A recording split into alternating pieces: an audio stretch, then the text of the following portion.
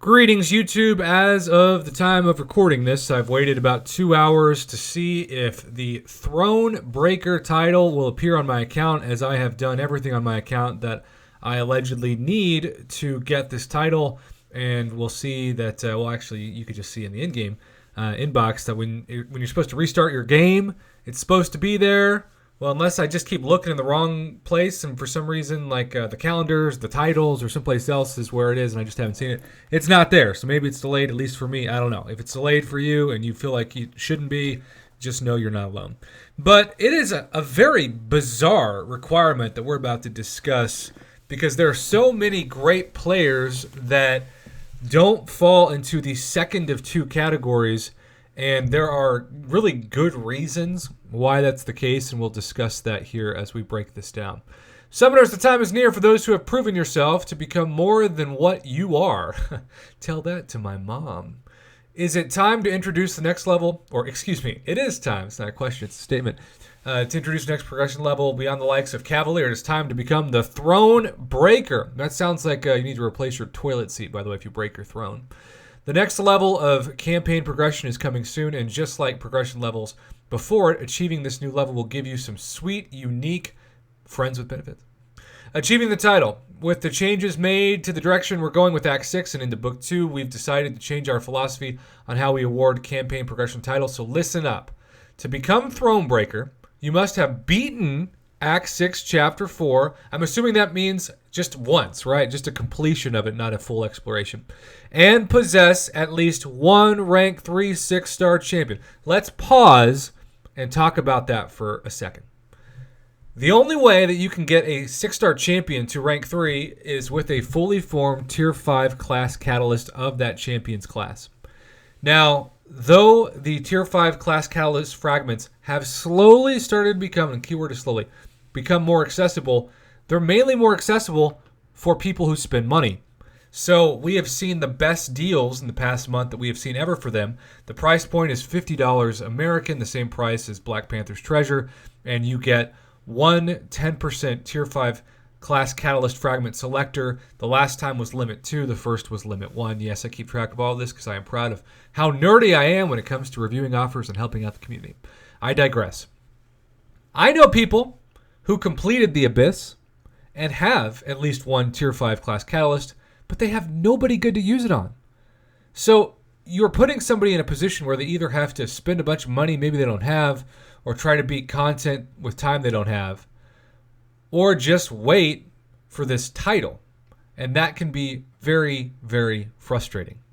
Because summoners shouldn't have to say, well, I'm hoarding, say, my Tier 5 class catalyst of the Mystic class for Black Widow Clairvoyant or Doctor Doom, but the only way that I'm going to become a Throne Breaker and get all these cool new perks is if I put it into Thor Jane Foster. That is the choice that some people have. Because if you are trying to build the specific class of your choice, say you've got Omega Red and maybe using Awaken and he's your best 6-star champion, and you have 73% of a Tier 5 class catalyst, the Mutant class, well, you're 27% away from getting that 6-star champion to rank 3. So you're either going to force people to spend money that they maybe don't have or don't want to spend, or to push to clear content that maybe they're not ready to clear or don't want to clear, or rank up champions that shouldn't really be their top choice to rank 3. Now, of course, there are counter arguments to this, and people are going to say in the comments, well, who cares? This isn't for them. Because you get a lot of people, the elitists of this community, and there are a lot of them out there, especially on Reddit, who will just say, no matter what, if you're not as good as me, you suck. If you don't have as much money than me, then you don't deserve to play this game. Free-to-play players shouldn't even be in this game. I hear that argument far more than you would think. And on top of that, then you just got to be patient. Well, patience is what makes this game so important, but it also is what makes Kabam so much money, because the lack of patience is why you buy offers, right? The following will be available when Thronebreaker launches: new Daily Crystal, new 4-hour crystal, discounted Cavalier crystals. I'm curious to see what that discount is, right? New Cavalier Shard calendar replaces your GMC Shard calendar. That is awesome, because in theory, by the way, go to hell, Grandmaster Crystal calendar. I haven't opened a 5-star from you in 2 years. The following will be released over time and will not be available on the day that Thronebreaker launches: new Gold Crystal, new Arena Crystal, additional items in the Black ISO market, new monthly calendar. I'm already fascinated by that. I wonder if there's going to be some Tier 5 Class Catalyst Fragment crystals, or at least a Tier 5 basic Catalyst fragments.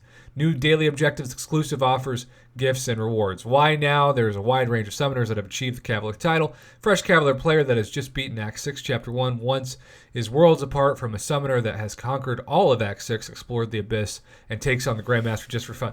Now, make no mistake about it. I think that's really, really true. And I don't say that isn't where the game is, because it's undeniable. It's just a weird requirement to have the rank 3 6-star requirement. I think it would almost be a better and more fair requirement if you just said, and you have to at least have completed the Abyss. Because what that does is that essentially gives players the item at a minimum, because you do get one Tier 5 class catalyst of some class, because there's no selector of that, but you're not forcing the player to feel like they have to rush to use that item to get a 6-star to rank 3. So you're requiring the same thing, you're just not penalizing the player for not having the champion that they want to use that item to rank up into.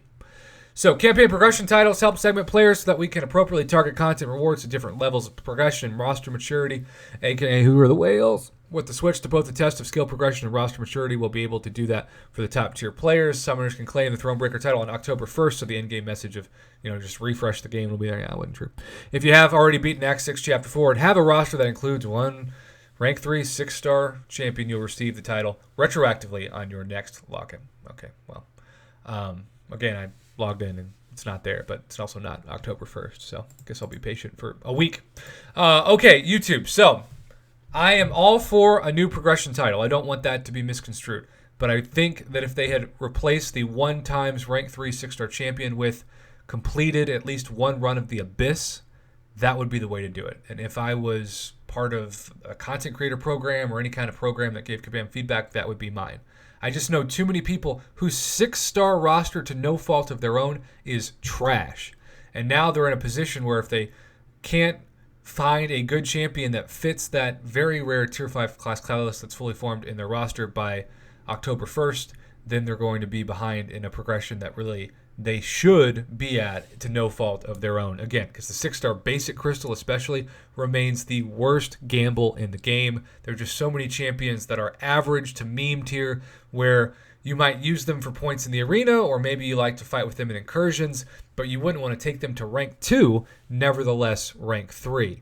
So my heart goes out to a lot of summoners who are watching this, and you are in that category of people who maybe you have completed the Abyss and you've completed Act 6, but you just don't have that 6-star that's worth it. And I know people who, because there are going to be arguments who say, well, then explore the Abyss, which is also just a very casual thing for elites to say in this game. Just explore the Abyss, no problem. That's no big deal. Well, yeah, it is for a lot of people.